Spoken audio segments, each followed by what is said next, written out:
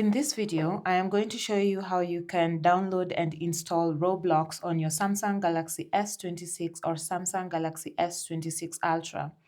To begin with, you want to open the Play Store application. Then you want to come to the search bar and select Roblox. So you can type in Roblox, then search. Then this is going to give you a number of options, but the very first option, as you can see, is Roblox by Roblox Corporation. This is the one that you would like to install, so simply click on install.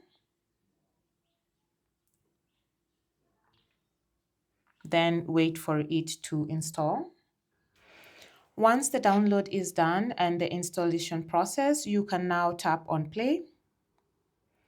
And just like that, you can now create an account or sign in and play Roblox on your Samsung Galaxy S26 or Samsung Galaxy S26 Ultra.